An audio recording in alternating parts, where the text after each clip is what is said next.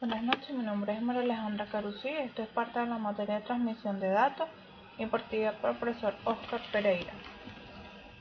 Voy a hablarle un poco sobre qué son las transmisiones de datos, los objetivos, la transmisión de datos local y remota, modo de transmisión, detección de errores, comprobación de paridad, control de errores, comprensión de datos, métodos reversibles, sistema de control, control abierto, de lazo cerrado, circuitos y circuitos de paquete, colas, modelo de formación de colas, elementos existentes de un modelo de colas, objetivos, demanda y una conclusión. Debemos tomar en cuenta que la transmisión de datos se basa en transmitir una información de un lugar a otro. En la actualidad hay muchas formas de realizar este intercambio. Aunque venga desde hace mucho tiempo atrás, la transmisión se inicia desde que empezamos a coexistir en la vida y a querer transmitir nuestra existencia con los que nos rodea. Las plantas, por ejemplo, aunque no tengan cuerdas vocales u oídos, son perceptivas y tienen también formas de transmitir información por medio de olores y colores. El hecho está que aunque nosotros seres pensantes no vemos esas emisiones de información, no quiere decir que no existan. Al igual que con los animales, aunque no podamos entender su idioma, ellos también se comunican y transmiten información. A continuación se presentará un resumen sobre la transmisión de datos de forma más científica y técnica, basándonos en el desarrollo tecnológico y cómo ha ido evolucionando a medida que ha pasado el tiempo, y las actuales organizaciones que rigen el espacio de transmisión. ¿Qué es una transmisión de datos? Es la transferencia física de datos, es un flujo de datos de bits por un canal de comunicación punto a punto o punto a multipunto. El proceso de la comunicación ha ido creciendo y mejorando los mecanismos utilizados hasta llegar a lo que es hoy o conocemos hoy y utilizamos hoy. La I2T, antes el CCITT, en su norma X.15, define que la transmisión de datos como la acción de cursar datos a través de un medio de telecomunicaciones desde un lugar en que son originados a otro en el que son recibidos. Los objetivos principales que debe satisfacer un sistema de transmisión de datos son reducir el tiempo y el esfuerzo, aumentar la velocidad y la entrega de información, reducir costos de operación, aumentar la capacidad de las organizaciones en un costo incremental razonable, aumentar la calidad y cantidad de la información. Esto quiere decir que debemos tomar en cuenta que si en una compañía estamos todavía enviando cartas manualmente por medio de un cartero, debemos mejorar su envío de cartas ahora por correo. Eso es ir evolucionando desde lo que es una transmisión de datos. La transmisión de datos locales se refiere a una conexión desde la misma planta, es decir, una central que se quiera comunicar con otras computadoras o otras personas dentro de la misma compañía. Y una transmisión de datos remota es una central comunicándose con diferentes puntos en el mundo o diferentes líneas en el extranjero o por fuera de la compañía. Los modos de transmisión se pueden distinguir en modos simples, semiduplex, half-duplex, duplex y full duplex. La principal función de las simples es enviar y recibir. La de las semiduplex es enviar en un tiempo establecido, es decir, que entre dos centrales puede enviar y luego puede recibir, más no al mismo tiempo. La otra que estaba recibiendo puede ahora enviar y la que estaba enviando ahora puede recibir. La half-duplex solo envía en una conexión LAN, es decir, por medio de cable. Desde una computadora solamente podemos enviar directamente desde un canal, es decir, lo que nosotros estamos recibiendo o lo que estamos enviando de una sola manera. La duplex es que envía y recibe simultáneamente. Esto quiere decir que una conexión de de Messenger podíamos enviar y recibir porque estábamos comunicando por medio de un chat y de forma duplex. Y la full duplex envía y recibe simultáneamente por las conexiones LAN, es decir, por medio de una conexión de cable o directamente a un teléfono. Los modos de transmisión en su sentido son semi-duplex, o sea, en el sentido de envío, un solo sentido de forma permanente. La semi-duplex solamente se encarga de enviar de forma permanente o de recibir de forma permanente. Si la tenemos en half duplex, es un único sentido, pero este puede cambiar. En la transmisión en una línea, esta captura los datos en localizaciones lejanas y se encarga de las semiduplex, es decir, que nada más puede enviar pero de forma lejana. La half duplex, ella viaja en dos sentidos pero no simultáneamente. Y la full duplex en los dos sentidos pero simultáneamente, o sea, es decir, podemos enviar datos y recibir datos al mismo tiempo. En transmisión se deshabilita el receptor de responder al transmisor, es decir, solamente se envía y el receptor no puede enviar esa comunicación. En half duplex la transmisión puede ocurrir solamente una vez a una dirección a la vez. O sea, podemos enviar y en un tiempo establecido, cuando este reciba, puede después volver a enviar. Y la full duplex es simultáneamente pero por el mismo canal. Existen dos frecuencias para transmitir y otra para recibir en el mismo canal.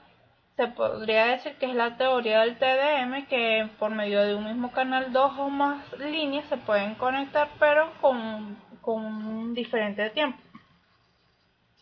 La detección de errores dentro de las mismas tramas. Dice, cuanto mayor es la trama que se transmite, mayor es la probabilidad de que contenga algún error. Esto establece las comprobaciones de errores, que se añade un bit de paridad al bloque de datos. Por ejemplo, si hay un número de bits, se le añade un 0 o si no un 1 de paridad, y si son impares se le añade un 1 a la paridad.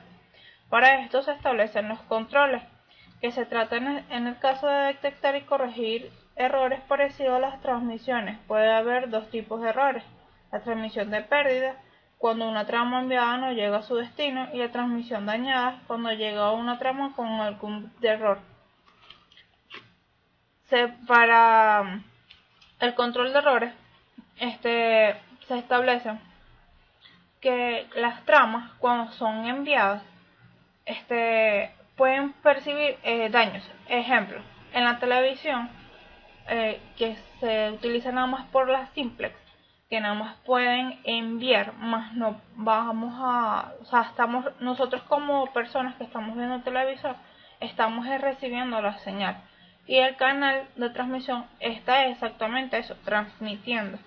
Pero muchas veces las transmisiones les ocurren los errores que son esas tramas, en donde ocurre ese descontrol del error, es decir, se cuela otra señal y choca dentro dentro del canal, que es lo que estábamos viendo. La comprensión de datos es para reducir el tamaño de las tramas. Dice, consiste en sustituir las cadenas de datos por otras más cortas cuando se guarda el archivo. Es exactamente comprimir ese dato que se está transmitiendo. Los métodos reversibles son lossless, permite la construcción exacta del original, y lossy, la información original solo se recupera aproximadamente, ya que se descarta una parte de los datos o cambios relacionados en compresión mucho mayores. Cuando se recibe, el código que tiene el receptor le permite reconstruir toda la señal exacta, o por medio de lossy puede recuperar la señal aproximadamente original.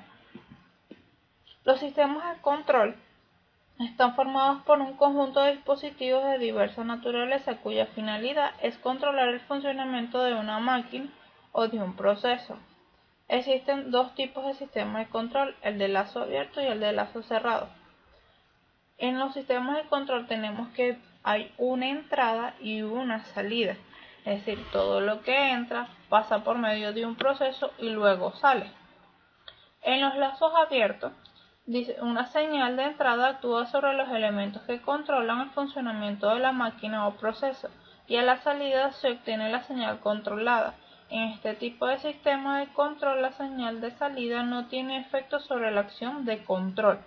Es decir, se coloca la señal, entra el elemento de control, pasa por un proceso y luego se obtiene la salida. En la entrada no tiene nada, o mejor dicho, el elemento de control no tiene nada que ver con el sistema de la salida. El lazo cerrado.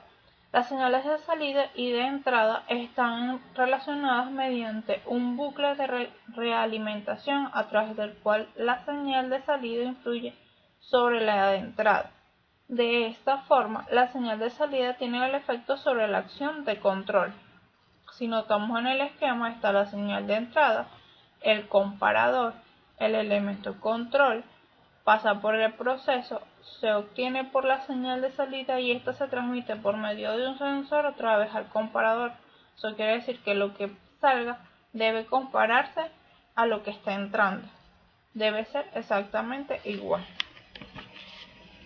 La conmutación de circuitos es un tipo de conexión que realizan los diferentes nodos de una red para lograr un camino apropiado para conectar dos usuarios de una red de telecomunicaciones. Dos o más usuarios, realmente. La conmutación de paquetes. En este tipo de conmutación se establece un canal de comunicaciones dedicado entre dos estaciones. Se reservan recursos de transmisión y de conmutación de la red para su uso exclusivo en el circuito durante la conexión. Esta es transparente. Una vez establecida, parece como si los dispositivos estuvieran realmente conectados. En la conmutación de circuitos se denota por una máquina central que se conecta con las demás, que es la corriente tradicional o carrier tradicional. Es un canal dedicado, ¿verdad? Desde una estación que se conecta, en este caso desde Chile a Estados Unidos, que es lo que estamos viendo aquí, pero es por medio de una sola línea conmutada o con un carrier tradicional. En cambio, la de los paquetes entra por dentro de la internet, que es el canal dedicado, que es un gateway. Luego viene el canal compartido, pasa por internet o intranet, luego vuelve otra vez a un canal compartido gateway y un canal dedicado que se conecta a las otras máquinas. Es decir, solamente existe una nube con relación a la transmisión de datos. Las colas. La teoría de las colas es el estudio matemático del comportamiento de las líneas de espera. Esta se presenta cuando los clientes llegan a un lugar demandando un servicio o un servidor, el cual tiene una cierta capacidad de atención. Si el servidor no está disponible inmediatamente, el cliente decide esperar, entonces se forma la línea de espera. Los modelos de las colas se forman debido al desequilibrio temporal entre la demanda del servicio y la capacidad del sistema suministrable. En las formaciones de las colas se habla de clientes, tales como máquinas dañadas a la espera de ser rehabilitadas. Los clientes pueden esperar en cola debido a que los medios existentes sean inadecuados para satisfacer la demanda del servicio. En este caso, la cola tiende a ser explosiva, es decir, a ser cada vez más larga a medida que transcurre el tiempo. Los clientes pueden que esperen temporalmente, aunque las instalaciones de servicio sean adecuadas, porque los clientes llegados anteriormente están siendo atendidos. Cuando uno va a una compañía de telefonía a adquirir un servicio, tanto para pagar la línea como para pagar los equipos o para adquirir algún plan de datos, uno debe tomar un número indicado que te espera como una cola y te establece como una cola. Dependiendo de la cantidad de usuarios que estén en la compañía, se establece una cola de espera. Lo mismo sucede cuando enviamos muchos datos o muchos mensajes, por lo menos con Hotmail. Cuando enviamos más de 5 mensajes vía teléfono, él te establece una línea de espera si aún siguen más mensajes por enviarse. Pero mientras tanto los otros mensajes se están enviando. Incluso cuando utilizamos el término de descarga, siempre se descarga un término o una aplicación primero o una música primero, dependiendo de lo que estemos descargando, se descarga el principal y se quedan los próximos en una cola de espera para ser descargados en el servidor o en el teléfono o en la computadora. Los elementos existentes en un modelo de colas deben ser la fuente de entrada o la población potencial, el cliente, la disciplina de la cola, mecanismos de servicio, la cola, el sistema de la cola. Todo ello lleva un mecanismo de paso. ¿Por qué? Porque el servidor atiende al primero que llega. Luego se le establece, si hay un segundo cliente, se le establece que debe tener una espera hasta que el primer cliente se satisfaga.